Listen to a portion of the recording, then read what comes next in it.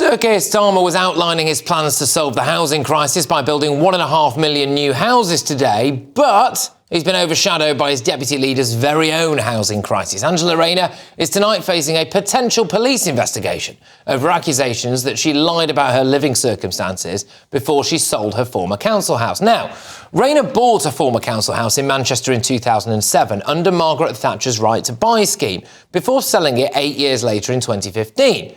But it's emerged that despite Rayner being registered at the address of that Manchester council house in 2010, her husband and 2 youngest children were registered at another address. Now, under electoral rules, voters must register at their permanent home address, and anyone that knowingly provides false information could face a criminal conviction and prison time. The shocking allegations came to light in former Tory peer Lord Ashcroft's new book, with Rayner taking to social media to push back against the claim. So she wrote this. She said, "It's clear that Lord Ashcroft and his friends not only take an unhealthy interest in my family, but want to kick down at people like me who graft hard in tough circumstances to get on in life, and I won't let them." So tonight I am asking, should the police investigate Rayner? Let me know your thoughts. Email me, gbviews@gbnews.com. Tweet me at gbnews. While you're there, go and vote in our poll. I'll bring you the results in a few short moments. But first, going head-to-head on this are former Labour Minister Dennis McShane and former Tory Minister Dame Andrea Jenkyns. Both of you, thank you very, very much. Dame Andrea, I'll start with you. Do you think the police should investigate Angela Rayner? I mean, if she has broken the law, most definitely, Patrick. And what I really get annoyed about is the hypocrisy. Time and time again, we've seen this with Angela Rayner. I mean, to profit from Margaret Thatcher's great scheme and then want to actually pull the plug on it and criticise it. I think we might have lost Andrea there. We'll come back to her. Dennis, I'll ask the same question to you. Do you think the police should investigate Angela Rayner over these allegations? I really adore Michael Ashcroft. He produces a great biography of a political figure every few years. The most famous one was David Cameron, written by, sorry, forgive me, the names escape me now, Isabel Ashcroft and Ashcroft, excuse me, which she said... Let's just get to the point here. Do you think that Angela Rayner should be investigated or not? Well, in that case, every MP should, because all MPs have addresses registered to vote, both in their constituencies and usually in Westminster. I did, everybody does. The Electoral Commission makes it very clear you can register in more than one address. And so this is just a silly Tory stunt. I remember when I was an MP, Patrick, before dear Andrea comes back, now and then the Labour Party would phone me up and say, can you put out this statement about this Tory MP, sort of trying to sort of embarrass him and make him look stupid? I said, no. Not at all. Dennis, there is a key point of difference here, though, which is that both of her alleged addresses were in Manchester and not, as you were alluding to, someone being registered in Westminster and then at a constituency address. Andrea is back. Andrea is back.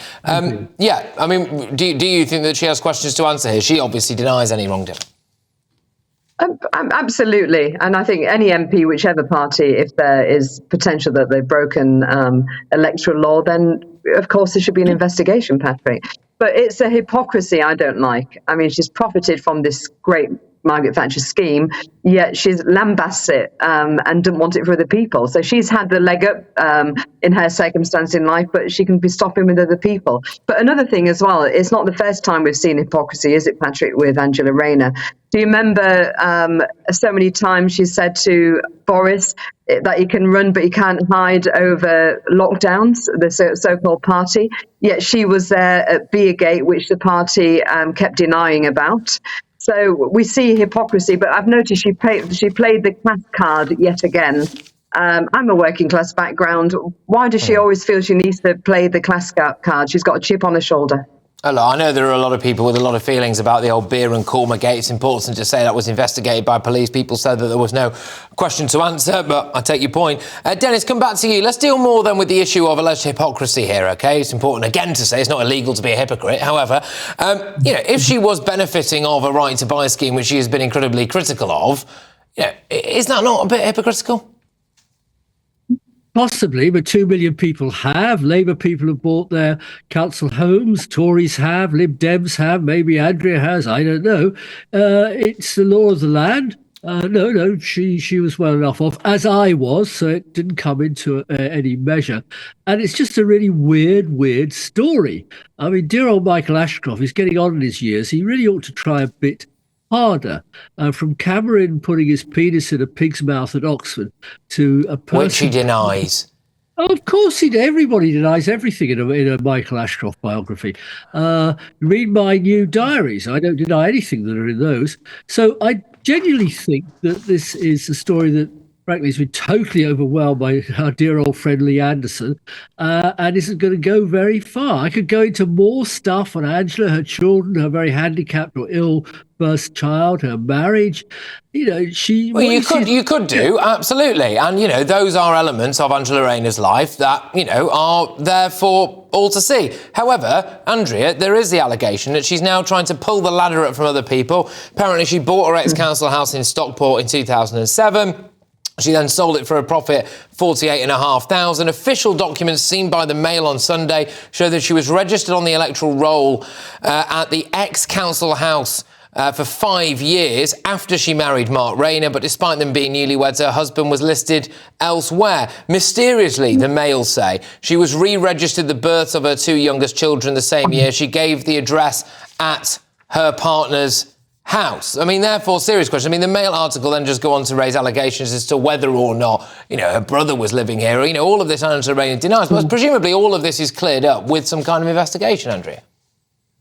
Completely. We've got to, Patrick. And let's face it, if this was happening to a Conservative MP, Labour would be calling out for an investigation. It's only right. It doesn't seem normal, does it, to me? You know, you're married, you have children, they're registered at a different address. Your brother's registered at your address where you're meant to be living, where you've just profited from this great Margaret Thatcher scheme. Clearly, there's got to be questions that's got to be answered. Look, Dennis, final word to you on this. According to a spokesperson for the Electoral Commission, it is an offence to knowingly provide false information in the voter registration application form. You obviously she's not done anything wrong. And I read carefully the electoral registration rules, and they make very clear that Andrea, you, Patrick, me, well, when I was an MP, and I openly confess I was registered both in Rotherham, my constituency, and in London, where I live, to have the chance of seeing my children. I think, frankly, we're in a funny period, and there's a great article in the Evening Standard tonight by Susan Hall, the Tory candidate to be Mayor of London, alongside Sadiq Khan, saying, let's stop the hate politics on individuals. And Andrea, you know, you're worth a lot more than this. I mean, Andrea, leave Angela. Where's the hate come from? I'm pointing out that it needs investigating. How is that hate? Allegation. You don't. How is that hate? You don't make. Sorry, Dennis, but how is that hate? I'm actually pointing something out. Have you heard any hatred words from my mouth? Yes, no. Yes, it was very sneery. When you actually criticise a fellow, sneery is not hate. Doing what? Oh, right. Who's doing what many other people, the 2 million who sold their council houses, do?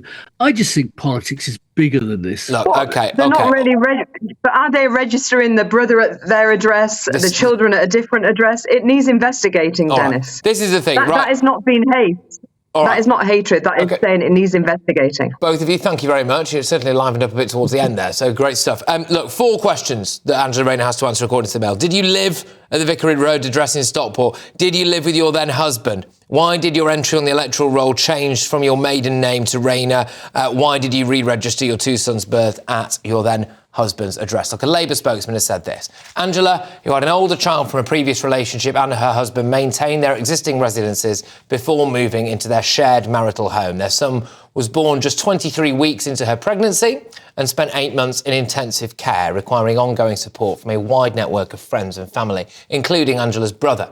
Beyond the smears, there is no suggestion any rules have been broken. Angela was registered to vote at the home she owned and lived in. The Tories are once again wasting everyone's time with political gameplay. So that is a spokesperson from the Labour Party. Look, who do you agree with? Should Angela Rayner face a police investigation? Johnny on X says she should be investigated, but as with all those on the left, she will get away with any kind of scrutiny. Gosh, Pippa says, I'm no fan of Angela Rayner, but no, she should not be investigated.